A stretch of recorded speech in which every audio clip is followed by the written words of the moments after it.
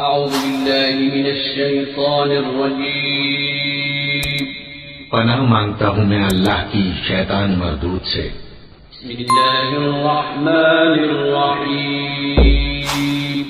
شروع اللہ کا نام لے کر جو بڑا مہربان نہایت رحم والا ہے۔ يسألونك عن الأنفال قل الناشطات لله والسابحات سبحا فاتقوا الله وأخلصوا ذات بينكم وأطيعوا الله ورسوله يوم ترجف الراجفة تتبعها الرادفة إنما المؤمنون الذين إذا ذكر الله وجلت خاشعة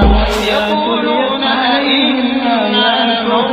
وإذا تليت عليهم آياته ناعظهم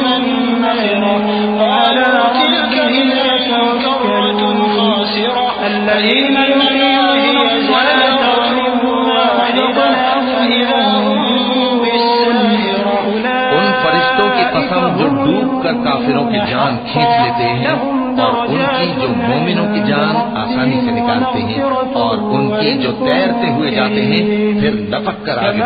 بڑھتے ہیں، پھر دنیا کے کاموں کا انتظام کرتے ہیں کہ وہ دن آ کر رہے گا جس دن وہ زلزلہ آئے گا، پھر اس کے پیچھے اور زلزلہ آئے گا، اس دن لوگوں کے دل خوف زدہ ہوں گے اور آنکھیں جھکیں۔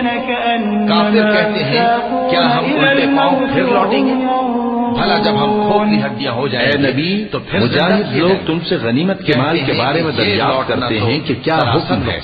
کہہ دو کہ غنیمت اللہ اور اس کے رسول کا مال ہے، تو اللہ سے ڈرو اور آپس میں صلح رکھو، اور اگر ایمان رکھتے ہو تو اللہ اور اس کے رسول کے حکم پر چلو۔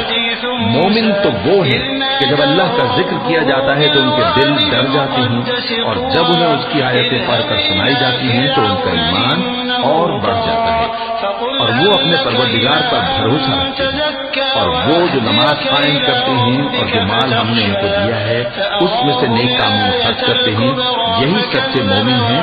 اور ان کے لیے ان کے پروردگار کے ہاں بڑے بڑے درجے ہیں اور بخشش اور عزت کی روزی ہے۔ ان لوگوں کو اپنے گھروں سے اسی طرح نکلنا چاہیے تھا جس طرح تمہارے پروردگار نے تم کو تدبیر کے ساتھ اپنے گھر سے نکالا، اور اس وقت مومنوں کی ایک جماعت ناخوش تھی، وہ لوگ بھلا تم کو موسیٰ کی ظاہر ہونے کے بعد تم سے جھگڑنے لگے، جب ان کے پروردگار نے ان کو پاک میدان یعنی طوا میں پکارا اسے اور حکم دیا کہ فرعون کے پاس جاؤ کہ وہ سرکش ہو رہا ہے، پھر اس سے کہو کہ کیا تو چاہتا ہے کہ پاک ہو جائے اور میں تجھے تیرے پروردگار کا راستہ بتاؤں تاکہ تجھ کو خوف پیدا ہو؟ غرض انہوں نے اس کو بہت بڑی نشانی دکھائی مگر اس نے جھٹلایا اور نہ مانا، پھر لوٹ گیا اور تدبیریں کرنے لگا، تو اس نے لوگوں کو اکٹھا کیا، پھر بلند آواز سے بولا تو کہنے لگا کہ تمہارا سب سے بڑا مالک میں ہوں۔ تو اللہ نے اس کو دنیا اور آخرت دونوں کے عذاب میں پکڑ لیا۔ جو شخص اللہ سے ڈر رکھتا ہے اس کے لیے اس قصے میں عبرت ہے۔ أأنتم أشد خلقا أم السماء وما جعله الله إلا بشرى ولتطمئن به ويخرج ضحاها والأرض بعد ذلك دحاها أخرج منها ماءها ومرعاها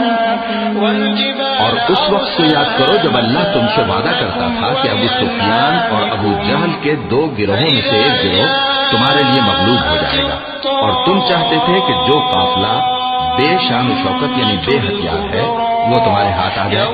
اور اللہ چاہتا تھا کہ اپنے فرمان سے حق کو قائم رکھے اور کافروں کی جڑ کاٹ دے تاکہ سچ کو سچ اور جھوٹ کو جھوٹ کر دے، وہ مشرک ناخوش ہی ہوں۔ جب تم لوگ اپنے پروردگار سے فریاد کرتے تھے تو اس نے تمہاری دعا قبول کر لی اور فرمایا کہ تسلی رکھو، ہم ہزار فرشتوں سے جو ہے دوسرے کے پیچھے آتے جائیں گے، اللہ نے تمہاری مدد کریں گے، چھت کو اونچا اور کیا، اس مدد کو اللہ نے محض بشارت بنایا تھا کہ تمہارے دل اس سے اطمینان حاصل کرے، اور اس کے بعد تو اللہ ہی کی طرف سے ہے، زمین میں بے شک پانی نکالا اور چارہ اگایا، حکمت پر پہاڑوں کا بوجھ رکھ دیا، یہ سب کچھ تمہارے اور تمہارے مویشیوں کے فائدے کے لیے کیا۔ پھر جب وہ بہت بڑی آفت آئے گی اس دن انسان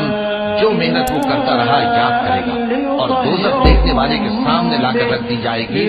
اب جس نے سرکشی کی اور دنیا کی زندگی کو مقدم رکھا تو اس کا ٹھکانہ دوزخ ہی ہے۔